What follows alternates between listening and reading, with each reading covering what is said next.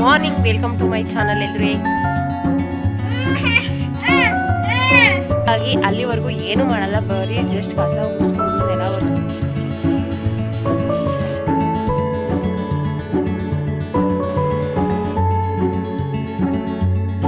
Hi friends, good evening. ಸಂಜೆ ಮೇಲೆ ಅಂದರೆ ಹೋದ್ಸಲಕ್ಕಿಂತ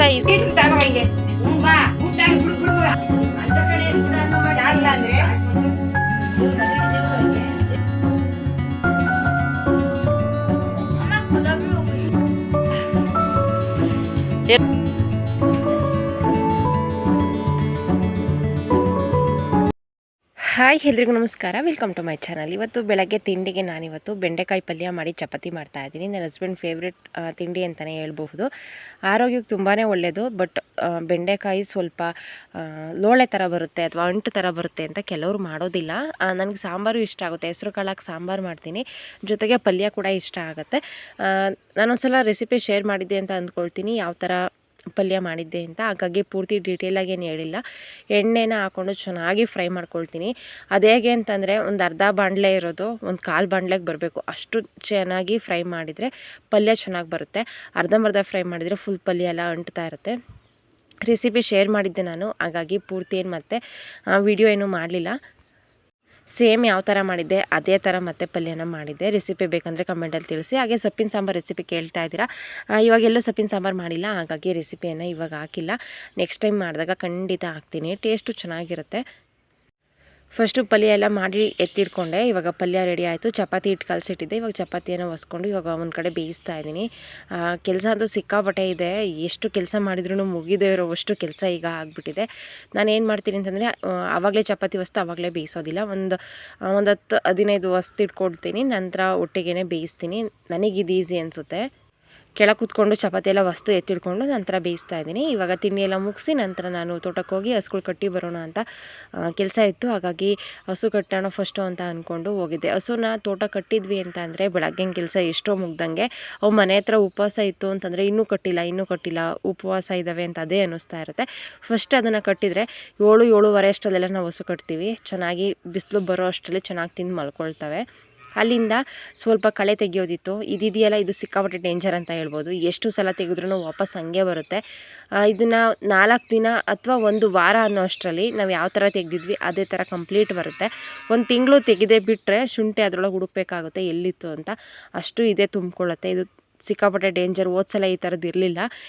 ಈ ಸಲ ಬಂದು ತಲೆನೋವು ತಂದಿಟ್ಟಿದೆ. ಏನು ಮಾಡೋ ಆಗಿಲ್ಲ, ತೆಗಿಲೇಬೇಕು. ನಾನು ಒಬ್ಳು ಕೈಲಿ ಖಂಡಿತ ಆಗಲ್ಲ. ಕೆಲ್ಸಕ್ಕೆ ಬರ್ತಾರೆ, ಕರ್ಕೊಂಡು ತೆಗಿತೀವಿ, ಮತ್ತೆ ಉಳ್ಕೊಳ್ಳುತ್ತಲ್ಲ ಅದನ್ನು ಮತ್ತೆ ವಾಪಸ್ ತೆಗಿಯೋದು, ಇದೇ ಥರ ನಡೀತಾ ಇದೆ. Busy routine. ಬೆಳಗ್ಗೆಯಿಂದ ಸಂಜೆ ಹೇಗೆ ಹೋಗುತ್ತೆ ಅಂತಲೇ ಗೊತ್ತಾಗೋದಿಲ್ಲ, ಅಷ್ಟು ಬ್ಯುಸಿ ಆಗಿರುತ್ತೆ. ಏನೋ ಒಂಥರ ಚೆನ್ನಾಗಿದೆ. ಈ ಥರ ದಿನಗಳು ಇರಬೇಕು ಖಂಡಿತ. Good morning, welcome to my channel. ಎಲ್ಲರೂ ಹೇಗಿದ್ದೀರಾ? ಎಲ್ಲರಿಗೂ ಹೊಸ ವ್ಲಾಗ್ಗೆ ವೆಲ್ಕಮ್ ಮಾಡ್ತಾ ಇವತ್ತಿನ ಈ ಪುಟಾಣಿ ವ್ಲಾಗನ್ನು ಸ್ಟಾರ್ಟ್ ಮಾಡ್ತಾ ಇದ್ದೀನಿ. ಈ ವ್ಲಾಗ್ ನಿಮಗೆ ಇಷ್ಟ ಆದರೆ ಲೈಕ್ ಮಾಡಿ, ಶೇರ್ ಮಾಡಿ ಪ್ಲೀಸ್. ನಮ್ಮ ಚಾನಲ್ಗೆ ಯಾರು ಸಬ್ಸ್ಕ್ರೈಬ್ ಆಗಿಲ್ಲ, ಸಬ್ಸ್ಕ್ರೈಬ್ ಮಾಡ್ಕೊಂಡು ಸಪೋರ್ಟ್ ಮಾಡಿ ಅಂತ ಕೇಳ್ಕೊಳ್ತಾ ಇದ್ದೀನಿ. ಇವಾಗ ತಾನೇ ಏರ್ ವಾಶ್ ಎಲ್ಲ ಮಾಡ್ಕೊಂಡು ಬಂದೆ. ಸಿಕ್ಕಾಪಟ್ಟೆ ಡಸ್ಟು, ಧೂಳು, ಆ ಸೌಂಡು ಸಾಕಾಗ್ಬಿಟ್ಟಿದೆ. ಎಷ್ಟೊತ್ತಿಗೆ ಇದು ಬೇಕಾದ್ರೆ ಕೆಲಸ ಎಷ್ಟು ದಿನನಾದ್ರೂ ಆಗಲಿ, ಬೇಕಾದರೆ ಎಷ್ಟು ದಿನ ಬೇಕಾದ್ರೂ ಆಗಲಿ, ಈ ಧೂಳಿನ ಮಾತ್ರ ಮುಗಿದ್ರೆ ಸಾಕು ಅಂತ ಅನ್ನಿಸ್ಬಿಟ್ಟಿದೆ. ಮನೆ ಸ್ವಲ್ಪನೂ ಕ್ಲೀನ್ ಇಲ್ಲ, ಮನೆ ತುಂಬ ಧೂಳಿದೆ. ಅದನ್ನೆಲ್ಲ ಹೇಗೆ ತೆಗಿತೀನಿ, ಹೇಗೆ ಕ್ಲೀನ್ ಮಾಡ್ತೀನಿ ಏನೋ ಗೊತ್ತಿಲ್ಲ. ಡೀಪಾಗಂತೂ ಖಂಡಿತ ಇವಾಗ ಕ್ಲೀನ್ ಮಾಡಲ್ಲ. ಹೇಗಿದ್ರೂ ಪೇಂಟ್ ಮಾಡಿಸ್ಬೇಕಲ್ಲ. ಆಚೆ ಅದೊಂದು ಇದಕ್ಕೆ ಲಪ್ಪ ಹಾಕಿಲ್ಲ, ಅದಕ್ಕಿನ್ನೂ ಲಪ್ಪ ಹಾಕಿ ಅದನ್ನೆಲ್ಲ ಅವ್ರು ಇದು ಮಾಡಿದರೆ ಮತ್ತೆ ಧೂಳು ಮನೆ ತುಂಬ ಹಾಗೆ ತುಂಬಿಕೊಳ್ಳುತ್ತೆ. ಹಾಗಾಗಿ ಅಲ್ಲಿವರೆಗೂ ಏನೂ ಮಾಡಲ್ಲ, ಬರೀ ಜಸ್ಟ್ ಕಸ ಉಡಿಸ್ಕೊಂಡು ನೆಲ ಒರೆಸ್ಕೊಂಡು ಆ ಥರ ಏನಾದ್ರೂ ಮಾಡ್ತೀನಿ ಅಷ್ಟೇ. ಅಂದರೆ ಗೋಡೆ ಎಲ್ಲ ಕಟ್ಟಿ ಅದು ಚೆನ್ನಾಗಿ ನೀರು ಕುಡಿಯೋದಕ್ಕೆ ಸ್ವಲ್ಪ ಟೈಮ್ ಬೇಕಲ್ಲ, ಅಲ್ಲಿವರೆಗೂ ಗ್ಯಾಪ್ ಇರುತ್ತಲ್ಲ, ಅಲ್ಲಿವರೆಗೂ ನಾನು ಏನೂ ಡೀಪಾಗಿ ಕ್ಲೀನ್ ಮಾಡಲ್ಲ. ಸಿಕ್ಕಾಪಟ್ಟೆ ಕಷ್ಟ ಇದೆ. ಕಮೆಂಟಲ್ಲಿ ಕೂಡ ಹಾಕಿದ್ರಿ ಹೇಗೆ ಕ್ಲೀನ್ ಮಾಡ್ತೀರಾ, ಕಷ್ಟ ಇದೆ, ನಾವು ಕೂಡ ಕ್ಲೀನ್ ಮಾಡಿದ್ವಿ ಅಂತ. ಹೌದು, ಸಿಕ್ಕಾಪಟ್ಟೆ ಕಷ್ಟ ಇದೆ. ದೊಡ್ಡ ಮನೆ ಸ್ವಲ್ಪ, ಹಾಗಾಗಿ ಕೆಲಸನೂ ಕೂಡ ದೊಡ್ಡದಾಗೇ ಇದೆ. ಯಾವಾಗ ಫ್ರೀ ಆಗುತ್ತೆ ಆವಾಗ ಮುಗಿಸ್ಕೊಳ್ಳೋದು. ಈ ಸೌಂಡ್ ಕೇಳಿ ತಲೆನೋವು ಬಂದುಬಿಟ್ಟಿತ್ತು. ಸಿಕ್ಕಾಪಟ್ಟೆ ಧೂಳು ಒಂಥರ ಅಂತ ಅನ್ನಿಸ್ತಾ ಇತ್ತು. ಏರ್ ವಾಶ್ ಮಾಡಿದ ಮೇಲೆ ಎಷ್ಟೋ ಒಂಥರ ಫ್ರೀ ಅಂತ ಅನ್ನಿಸ್ತಾ ಇದೆ. ಮತ್ತೆ ಖಂಡಿತ ಧೂಳಿದೆ, ಮುಗಿಯೋದಿಲ್ಲ. ಬಟ್ ಹಾಗಂತ ಹಾಗೇ ಸುಮ್ಮನೆ ಇರೋದಕ್ಕಾಗೋದಿಲ್ಲ. ಹಾಗೆ ಇದ್ರ ಬಗ್ಗೆ ನಂಗೆ ಗೊತ್ತಿದ್ರೆ ಪ್ಲೀಸ್ ತಿಳಿಸಿ ಆಯಿತಾ. ನಂಗೆ ಇದು ಸಿಕ್ಕಾಪಟ್ಟೆ ಕನ್ಫ್ಯೂಸ್ ಆಗ್ತಾ ಇದೆ. ಅಂತಂದರೆ ಇವಾಗ ಒಂದೊಂದರಲ್ಲಿ ಏನಾದ್ರೂ ಆಫರ್ ಕೊಟ್ಟಿರ್ತಾರಲ್ಲ, ಇದನ್ನು ತೊಗೊಂಡ್ರೆ ಇದು ಫ್ರೀ ಇರುತ್ತೆ ಅಂತ, ಆ ಥರ ಏನಾದ್ರೂ ಕೊಟ್ಟಿದ್ದಾರೆ ನನಗೆ ಖಂಡಿತ ಗೊತ್ತಿಲ್ಲ. ನಾವು ಯೂಸ್ ಮಾಡೋದು ರಾಘವೇಂದ್ರ ಕಾಪುಡಿ, ಜೈ ರಾಘಪ್ಪ. ಆ ಕಾಫಿ ಪುಡಿ ಒಳಗೆ ಡೈರಿ ಮಿಲ್ಕ್ ಚಾಕ್ಲೇಟ್ ಬಂದಿತ್ತು, 5 ರೂಪಿದು ಎಷ್ಟೋ. ನನಗೆ ಅಮೌಂಟಿಂದು ಮುಖ್ಯ ಅಲ್ಲ, ಇದು ಹೆಂಗೆ ಸಿಕ್ತು ಅಂತಂದರೆ ನನಗೆ ಗೊತ್ತಿಲ್ಲ. ಅಂತಂದರೆ ನಿಮಗೆ ಗೊತ್ತಿದ್ರೆ ತಿಳಿಸಿ ಆಯಿತಾ. ಇವಾಗ ಏನಾದ್ರೂ ಜಾಸ್ತಿ ಅದು ಓಡಲಿ ಅಂತ ಅಥವಾ ಜಾಸ್ತಿ ಸೇಲ್ ಆಗಲಿ ಅಂತ ಆ ಥರ ಆಫರ್ ಕೊಟ್ಟಿರ್ತಾರಲ್ಲ, ಆ ಥರ ಇದೆಯಾ ಅಂತ ಪ್ಯಾಕೆಟಲ್ಲಿ ನೋಡಿದೆ. ನಂಗೆ ಅದ್ರಲ್ಲಿ ಖಂಡಿತ ಏನೂ ಗೊತ್ತಾಗಲಿಲ್ಲ, ಅಂದರೆ ಸಿಗಲಿಲ್ಲ ಆ ಥರ ಆಫರ್ ಇದೆ ಅಂತ. ಕಾಫಿ ಪುಡಿ ಖಾಲಿಯಾಗಿತ್ತು, ಇನ್ನೊಂದು ಪ್ಯಾಕೆಟ್ ತೊಗೊಂಡು ಬಂದಿದ್ವಲ್ಲ, ಅದನ್ನು ಕಟ್ ಮಾಡಿ ಬಾಕ್ಸಿಗೆ ಹಾಕಬೇಕಾದ್ರೆ ಚಾಕ್ಲೇಟ್ ಸಿಕ್ಬಿಡ್ತು. ಸಿಕ್ಕಾಪಟ್ಟೆ ಖುಷಿ ಆಯಿತು. ನಂಗೆ ಇದ್ರ ಬಗ್ಗೆ ಗೊತ್ತಿಲ್ಲ, ಹಾಗಾಗಿ ನಿಮ್ಮ ಹತ್ರ ಕೇಳ್ತಾ ಇದ್ದೀನಿ. ನಿಮಗೇನಾದ್ರೂ ಗೊತ್ತಿದ್ದರೆ ಅಥವಾ ಎಲ್ಲ ಪ್ಯಾಕೆಟಲ್ಲೂ ಸಿಗುತ್ತಾ ನನಗೆ ಅದು ಗೊತ್ತಿಲ್ಲ. ನಾನು ತುಂಬ ವರ್ಷದಿಂದ ಯೂಸ್ ಮಾಡ್ತಾ ಇದ್ದೀನಿ, 1-2 ವರ್ಷ ಆಯ್ತೇನೋ ಅಂತ ಅಂದ್ಕೊಳ್ತೀನಿ. ಆವಾಗಿಂದನೇ ಯೂಸ್ ಮಾಡ್ತಾ ಇದ್ದೀನಿ, ಬಟ್ ಆವಾಗಿಂದ ಒಂದು ಸಲನೂ ಕೂಡ ಸಿಕ್ಕಿಲ್ಲ. ಇದೇ ಫಸ್ಟು ಟೈಮ್ ಸಿಕ್ಕಿರೋದು, ಹಾಗಾಗಿ ಕೇಳ್ತಾ ಇದ್ದೀನಿ. ಇದು ಇವತ್ತು ಕೆಲಸಕ್ಕೆ ಬರೋದಿಲ್ಲ, ಅವರು ಏನೋ ಬೇರೆಯವ್ರದ್ದು RCC ಹಾಕೋದಕ್ಕೆ ಹೋಗ್ತಾರಂತೆ, ಹಾಗಾಗಿ ಇವತ್ತು ಬರಲ್ಲ ಅಂತ ಮುಂಚೆಲೇ ಹೇಳಿದರು. ಸ್ವಲ್ಪ ಕ್ಲೀನ್ ಮಾಡೋದಿತ್ತು, ಹಾಗೆ ಬಿಟ್ಕೊಂಡಿರೋದಕ್ಕೂ ಕೂಡ ಖಂಡಿತ ಆಗೋದಿಲ್ಲ ಅಲ್ವಾ. ಹಾಗಾಗಿ ನನ್ನ ಕೈಲಿ ಎಷ್ಟಾಗುತ್ತೆ ಅಷ್ಟು ಫಸ್ಟು ತೆಗೆದು ಬಿಡೋಣ ಅಂತ ಅಂದ್ಕೊಂಡು, ಧೂಳೆಲ್ಲ ಕಸ ಗುಡಿಸೋಣ ಅಂತ ಅಂದ್ಕೊಂಡು ಬಂದೆ. ಅದನ್ನೆಲ್ಲ ಸ್ವಲ್ಪ ಕ್ಲೀನ್ ಮಾಡಿದೆ. ನೆಲ ಎಲ್ಲ ಒರೆಸಿಲ್ಲ, ಬರೀ ಕಸ ಗುಡಿಸಿ ಅದ್ರ ಧೂಳು ಸ್ವಲ್ಪ ಏನು ಪೀಸ್ ಎಲ್ಲ ಬಿದ್ದಿತ್ತು ಅದನ್ನೆಲ್ಲ ಎತ್ತಿಟ್ಟೆ. ಈ ಥರ ಕೆಲಸ ನಡೀತಾನೆ ಇರುತ್ತೆ, ಬೆಳಗ್ಗಿಂದ ಸಂಜೆವರೆಗೂ ನಡೀತಾ ಇರುತ್ತೆ. ನನಗೊಂದು ಕ್ಯೂರಿಯಾಸಿಟಿ ಇದೆ, ಎಲ್ಲ ಫಿನಿಷಿಂಗ್ ಆದಮೇಲೆ, ಪೇಂಟಿಂಗ್ ಆದಮೇಲೆ ಮನೆ ಯಾವ ಥರ ಕಾಣಿಸ್ಬಹುದು ಅಂತ. ಹಾಗೆ ಇದು ರೋಡ್ ಸೈಡಲ್ಲಿ ಸಿಕ್ಕಿದ್ದು ಆಯಿತಾ. ನನ್ನ ಹಸ್ಬೆಂಡ್ ಹೇಳಿದ್ರು ಇದರಲ್ಲಿ ಏನಾದ್ರೂ ಬೀಜ ಸಿಗಬಹುದು ನೋಡು, ನಾವು ಹಾಕೋಣ ಅಂತ. ಒಂದು 2-3 ಸಿಗುತ್ತೇನೋ ನೋಡು, 2-3 ಸಿಕ್ಕಿದ್ರೆ ಸಾಕು, ಗಿಡ ಬೆಳೆಯೋದಕ್ಕೆ ಚೆನ್ನಾಗಿರುತ್ತೆ, ಯಾವಾಗಲೂ ಫ್ರೆಶ್ ಆಗಿ ತರಕಾರಿ ಸಿಗ್ತಾ ಇರುತ್ತೆ, ಎಲ್ಲ ಥರದ್ದು ಹಾಕೋಣ ಅಂತ.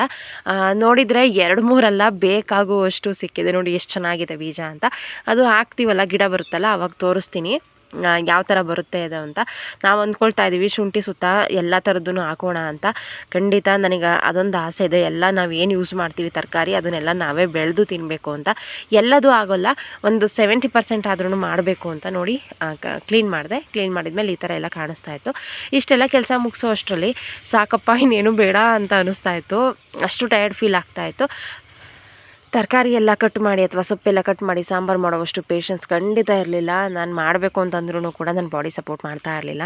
ಹಾಗಾಗಿ ಈಸಿಯಾಗಿ ಒಗ್ಗರಣೆ ಮಜ್ಜಿಗೆ ಸಾಂಬಾರು ಮಾಡ್ತಾಯಿದ್ದೀನಿ. ಮಜ್ಜಿಗೆ ಸಾಂಬಾರು ಒಂದು 5-6 ರೀತಿಯಾಗಿ ಮಾಡ್ತಾರೆ, ಬಟ್ ಈ ಥರ ಕ್ವಿಕ್ಕಾಗಿ ಆಗುತ್ತೆ, ಟೇಸ್ಟ್ ಕೂಡ ಚೆನ್ನಾಗಿರುತ್ತೆ. ಅಂತಂದರೆ ಖಾರ ರುಬ್ಬಂಗಿಲ್ಲ, ಜಾಸ್ತಿ ಏನು ಕಟ್ ಮಾಡ್ಕೊಳ್ಳೋ ಥರ ಇಲ್ಲ. ಒಂದು ಈರುಳ್ಳಿ ಕಟ್ ಮಾಡ್ಕೊಂಡು ಒಗ್ಗರಣೆ ಮಾಡ್ಕೊಂಡ್ರೆ ಸಾಕು. ಊಟ ಎಲ್ಲ ಮುಗಿಸ್ಕೊಂಡು ಸ್ವಲ್ಪ ಹೊತ್ತು ರೆಸ್ಟ್ ಮಾಡಿ ಒಂದು ಸಲ ಬಟ್ಟೆ ತೊಳೆದು ಇವಾಗ ದಾಳಿಂಬೆ ತೋಟಕ್ಕೆ ಬಂದಿದ್ದೆ. ಶುಂಠಿ ಕೆಲಸ ಅಂತ ದಾಳಿಂಬೆ ತೋಟಕ್ಕೇ ಬಂದಿರಲಿಲ್ಲ, ಎಷ್ಟೊಂದು ದಿನ ಆಗ್ಬಿಟ್ಟಿತ್ತು ನೋಡಿ.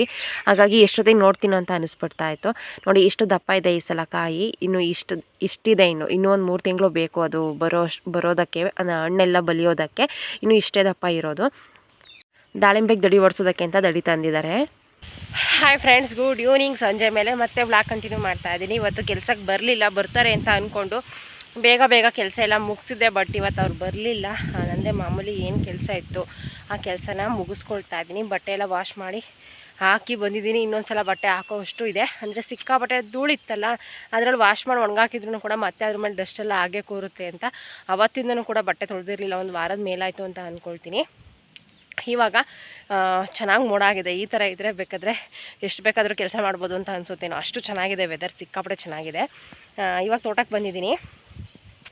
ಇವತ್ತು ಅಕ್ಕ ನೋಡ್ಕೊಂಡು ಬರೋದಕ್ಕೆ ಹೋಗೋಣ ಅಂತ ಅಂದ್ಕೊಂಡಿದ್ದೀನಿ.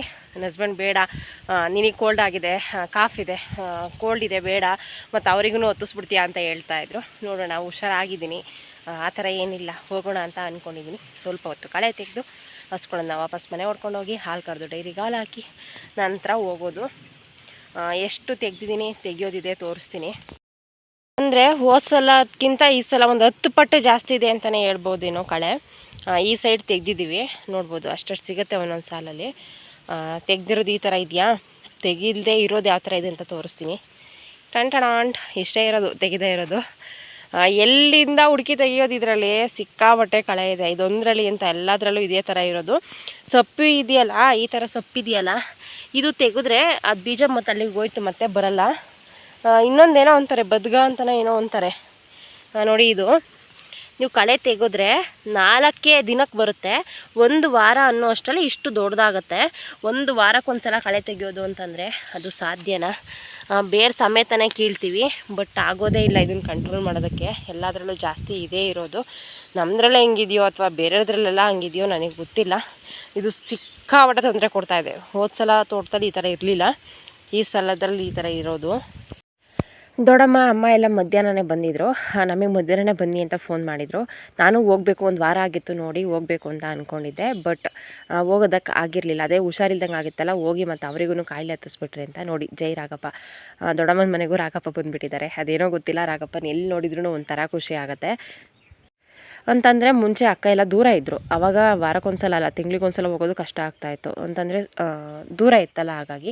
ಈಗ ಅಕ್ಕ ನಮ್ಮೂರ ಪಕ್ಕನೇ ಬಂದುಬಿಟ್ಟಿದ್ದಾರೆ. ಅವರು ಬಾಣಂತನ ಮುಗಿಸ್ಕೊಂಡು ಹೋಗೋ ತನಕ ನಮಗೆ ಯಾವಾಗ ನೋಡಬೇಕು ಅಂತ ಅನಿಸುತ್ತೆ. ಇವಾಗ ಅಕ್ಕ ನೋಡೋಕೆ ಹೋಗ್ತಾ ಇದ್ದೀವಿ. ನೆಕ್ಸ್ಟ್ ಅಕ್ಕ ಪಾಪನ ಇಬ್ಬರೂ ನೋಡೋಕೆ ಹೋಗ್ತೀವಿ. ಯಾವಾಗ ನೋಡಬೇಕು ಅಂತ ಅನಿಸುತ್ತೆ ಆವಾಗ ಹೋಗ್ಬಿಡೋದು ಅಷ್ಟೇ. ಅಂದರೆ ಬಸ್ ವ್ಯವಸ್ಥೆ ಇಲ್ಲ, ಇದ್ದಿದ್ರೆ ಹೋಗ್ಬಿಡ್ತದೇನೋ ಇನ್ನೂ ಜಾಸ್ತಿ. ಬೈಕಲ್ಲೇ ಕರ್ಕೊಂಡೋಗಿ ವಾಪಸ್ ಕರ್ಕೊಂಡು ಬರಬೇಕು. ಇವತ್ತು ಒಬ್ಬಟ್ಟು ಮಾಡಿದರು ದೊಡ್ಡಮ್ಮ, ಒಬ್ಬಟ್ಟು ಮಾಡ್ಕೊಂಡು ತೊಗೊಂಡು ಬಂದಿದ್ದರು. ಹಾಗಾಗಿ ನಮಗೂ ಬನ್ನಿ ಅಂತ ಫೋನ್ ಮಾಡಿದ್ದು. ಇಲ್ಲ ಸ್ಕೂಟಿ ಇದ್ದಿದ್ರೂ ಚೆನ್ನಾಗಿರೋದು, ನನಗೆ ಯಾವಾಗ ಬೇಕು ಆವಾಗ ಹೋಗ್ಬೋದಿತ್ತು. ಬಟ್ ಇವಾಗ ಆ ಥರ ಇಲ್ಲ. ನನ್ನ ಹಸ್ಬೆಂಡ್ನೇ ಕರ್ಕೊಂಡು ಹೋಗಿ ಬರಬೇಕು. ನಾನು ಜಾಸ್ತಿ ವೀಡಿಯೋ ಏನು ಮಾಡಲಿಲ್ಲ. ಅಂದರೆ ಮನೆ ಒಳಗೆ ಸ್ವಲ್ಪ ಬೆಳಕು ಕಡಿಮೆ ಅಂತ ಅನಿಸುತ್ತೆ, ಕ್ಲಾರಿಟಿ ಕಡಿಮೆ ಇರುತ್ತೆ. ಹಾಗಾಗಿ ನಾನು ಜಾಸ್ತಿ ಮನೆ ಒಳಗೆ ಏನು ವೀಡಿಯೋ ಮಾಡಲಿಲ್ಲ. ಅಷ್ಟರಲ್ಲೇ ನಿಲ್ಲಿಸಿದೆ. ಊಟ ಎಲ್ಲ ಮಾಡಿ ಚೆನ್ನಾಗಿ ಮಾತಾಡಿ ಅವತ್ತಲ್ಲೇ ಉಳ್ಕೊಂಡು ಬೆಳಗ್ಗೆ ಎದ್ದು ಇವಾಗ ವೀಡಿಯೋ ಮಾಡ್ತಾಯಿದ್ದೀನಿ. ದೊಡ್ಡಮ್ಮ ತುಂಬ ಚೆನ್ನಾಗಿ ಹೂವಿನ ಗಿಡಗಳನ್ನು ಬೆಳೀತಾರೆ ನೋಡಿ. ಈ ಕಡೆ ಶಾವಂತಿಗೆ ಗೆಂಟೆಗಳನ್ನ ಹಾಕಿದ್ದಾರೆ, ತುಂಬ ಚೆನ್ನಾಗಿ ಹೋಗ್ಬಿಡುತ್ತೆ. ಮನೆಗಾಗುವಷ್ಟು ಮೆಣಸಿನ್ಕಾಯಿ, ಇವಾಗ ದಾಳಿಂಬೆ ಗಿಡ ಹಾಕಿದ್ದಾರೆ, ಸೀಬೆ ಗಿಡ ಇದೆ, ಎಳ್ಳಿ ಗಿಡ ಇದೆ, ಕನಕಾಂಬ್ರ, ಕಾಕಟ. ನಾನು ತಗೊಂಡೋಗಿ ಹಾಕಿರೋ ಕನಕಾಂಬ್ರ, ಕಾಕಟ ಎಲ್ಲ ಇಲ್ಲೇದೆ. ಅಮ್ಮ ಎಲ್ಲ ಹೂವೆತ್ತುತ್ತಾಯಿದ್ರು, ಹೂವೆತ್ತಿ ಹೂ ಕಟ್ಟಿ ಕೊಡ್ತೀನಿ ಅಂತ. ಅಮ್ಮನೂ ಕೂಡ ಇವತ್ತು ಹೋಗ್ತಾರೆ. ಮಧ್ಯಾಹ್ನ ಅಷ್ಟರಲ್ಲೆಲ್ಲ ಅಮ್ಮನೂ ಊರಿಗೆ ಹೋಗ್ತಾರೆ. ಇವತ್ತು ಕೆಲ್ಸಕ್ಕೆ ಬರ್ತಾರೋ ಇಲ್ವೋ ಅಂತ ಅಂದ್ಕೊಂಡಿದ್ದೆ. ತೋಟದ ಕೆಲ್ಸಕ್ಕೆ ಬರೋಕೆ ಹೇಳಿದ್ವಿ, ಅವ್ರು ಬಂದಿಲ್ಲ, ಮನೆ ಕೆಲ್ಸಕ್ಕೆ ಬರ್ತಾರೆ. ಹಾಗಾಗಿ ನಾನು 10:30 ಅನ್ನೋ ಅಷ್ಟರಲ್ಲೆಲ್ಲ ಹೊರಡ್ತೀನಿ. ಅವರು 10:30ಗೆ ಬರ್ತಾರೆ. ಹಾಗಾಗಿ ತಿಂಡಿ ಎಲ್ಲ ಅವ್ರು ಮುಗಿಸ್ಕೊಂಡು ಬರ್ತಾರೆ. ಮಧ್ಯಾಹ್ನ ಊಟಕ್ಕಷ್ಟೇ ನಾನು ಹೋಗಿ ಮನೆ ಕೆಲಸ ಎಲ್ಲ ಮುಗಿಸ್ಕೊಂಡು ಅವ್ರಿಗೆ ಅಡುಗೆ ರೆಡಿ ಮಾಡಬೇಕು. ನೋಡಿ ಪಪ್ಪಾಯ ಇದೆ, ಬಾಳೆ ಗಿಡ ಇದೆ. ಇದ್ಯಾವುದೂ ಕೂಡ ಮನೆ ಪಕ್ಕ ನೀರಿಲ್ಲ. ಸ್ವಲ್ಪ ದೂರ ನೀರು ತೊಗೊಂಬರೋದಕ್ಕೆ ಹೋಗಬೇಕು. ಅಲ್ಲಿಂದ ನೀರು ತೊಗೊಂಡು ಬಂದು ಅವರು ಗಿಡಗಳನ್ನು ಬೆಳೆಯೋದು. ನನಗೆ ಸ್ವಲ್ಪ ಇಂಟ್ರೆಸ್ಟ್ ಏನಿದೆ ಗಿಡಗಳನ್ನು ಬೆಳಿಬೇಕು ಅಂತ, ಅದು ಇವರಿಂದನೇ ಬಂದಿರೋದು ಅಂತ ಅನಿಸುತ್ತೆ. ನನಗಾದ್ರೂ ಮನೆ ಪಕ್ಕ ನೀರು ಸಿಗುತ್ತೆ, ಅದನ್ನು ಬೆಳೆಯೋದೇನು ಅಷ್ಟೊಂದು ಕಷ್ಟ ಅಂತ ಅನಿಸೋದಿಲ್ಲ. ಬಟ್ ಇವ್ರು ಆ ಥರ ಅಲ್ಲ, ದೂರದಿಂದ ನೀರು ತೊಗೊಂಡು ಬಂದು ಸ್ವಲ್ಪ ದೂರ ಆಗುತ್ತೆ. ಮುಂಚೆ ಇನ್ನೂ ದೂರ ಇತ್ತು, ಇವಾಗ ಸ್ವಲ್ಪ ಪರವಾಗಿಲ್ಲ. ಅಲ್ಲಿಂದ ನೀರು ತೊಗೊಂಡು ಬಂದು ಗಿಡಗಳನ್ನು ಬೆಳಿಬೇಕು. ಬೆಳಗ್ಗೆನೇ ನೋಡಿ ಅಮ್ಮ ಹೂ ಕಟ್ತಾ ಇದ್ದಾರೆ, ಅಕ್ಕ ಲಡ್ಡುಗೆ ಜುಟ್ಟು ಹಾಕ್ತಾ ಇದ್ದಾರೆ. ದೊಡ್ಡಮ್ಮ ನಾವೆಲ್ಲ ಕೂತ್ಕೊಂಡು ಮಾತಾಡ್ತಾ ಇದ್ವಿ. ಇವ್ರು ಇನ್ನೊಬ್ಬರು ದೊಡ್ಡಮ್ಮ, ಇಬ್ಬರು ದೊಡ್ಡಮ್ಮ ಇದ್ದಾರೆ, ಅಮ್ಮ ಆಂಟಿ, ಇವ್ರು 4 ಜನ ಅಕ್ಕ ತಂಗಿಯರು. ನಾನು ಈ ಥರ ಜುಟ್ಟು ಹಾಕಿದ್ರೂ ಲಡ್ಡು ಇಟ್ಕೊಳ್ಳೋದಿಲ್ಲ, ಬೇಗನೆ ತೆಗ್ದಾಕ್ತಾಳೆ. ಹಾಗಾಗಿ ನಾನು ಹಾಕೋದು ತುಂಬಾ ಕಡಿಮೆ. ಮುಂಚೆ ಎಲ್ಲ ಆಗ್ತದೆ, ಇವಾಗ ಏರ್ ಕಟ್ ಮಾಡಿಸ್ತೀನಲ್ಲ ಹಾಗಾಗಿ ಹಾಕೋದಿಲ್ಲ. ಮನೆ ಒಳಗೆ ಸ್ವಲ್ಪ ಬೆಳಕು ಕಡಿಮೆ ಅಂತ ಅನಿಸುತ್ತೆ, ಕ್ಲಾರಿಟಿ ಕಡಿಮೆ ಆಗುತ್ತೆ ಅನ್ನೋ ಕಾರಣಕ್ಕೆ ನಾನು ಜಾಸ್ತಿ ವೀಡಿಯೋ ಏನೂ ಮಾಡಲಿಲ್ಲ. ಇವತ್ತು ಬೆಳಗ್ಗೆ ತಿಂಡಿಗೆ ಕಡುಬು ಮಿಕ್ಸ್ ತರಕಾರಿ ಪಲ್ಯ ಮಾಡಿದರು. ತಿಂಡಿ ಮಾತ್ರ ಸೂಪರಾಗಿತ್ತು. ತಿಂಡಿ ಎಲ್ಲ ಮುಗಿಸ್ಕೊಂಡು ಎಲ್ರಿಗೂ ಟಾಟಾ ಬಾಯ್ ಬಾಯ್ ಹೇಳಿ ಊರಿಗೆ ಹೊರಡೋ ಸಮಯ. ಎಲ್ಲರೂ ಒಟ್ಟಿಗೆ ಒಂದು ಹತ್ರ ಇದ್ದಾರೆ ಅಂತಂದರೆ ಬಿಟ್ಟು ಹೋಗುವಾಗ ಸ್ವಲ್ಪ ಬೇಜಾರಾಗ್ತಾ ಇರುತ್ತೆ. ಬಟ್ ಏನು ಮಾಡೋದಕ್ಕಾಗೋದಿಲ್ಲ, ನಮ್ಮ ಕೆಲಸ ಇರುತ್ತಲ್ಲ, ಹಾಗಾಗಿ ಹೋಗಿ ಕೆಲಸ ಮಾಡಲೇಬೇಕು. ಇವತ್ತು ಅವ್ರ ಕೆಲ್ಸಕ್ಕೆ ಬಂದಿರಲಿಲ್ಲ ಅಂತಂದಿದ್ರೆ ಸಾಯಂಕಾಲದವರೆಗೂ ಇದ್ದು ಹೋಗ್ತದೆ. ದೊಡ್ಡಮ್ಮ ಹೇಳ್ತಾಯಿದ್ರು ಇವತ್ತೊಂದಿನ ಇರು ನಾಳೆಗೆ ಹೋಗುವಂತೆ ಅಂತ. ಬಟ್ ಆ ಥರ ಆಗಲಿಲ್ಲ. ಇವತ್ತು ಕೆಲ್ಸಕ್ಕೆ ಬಂದರು, ಅಲ್ಲಿಗೆ ಹೋಗಲೇಬೇಕಲ್ವ. ಹಾಗಾಗಿ ತಿಂಡಿ ಎಲ್ಲ ಮುಗಿಸ್ಕೊಂಡು ಹೊರಟ್ವಿ. ಇವತ್ತಿನ ವ್ಲಾಗ್ ಇದಾಗಿತ್ತು. ಇಷ್ಟ ಆದರೆ ಲೈಕ್ ಮಾಡಿ. Thank you.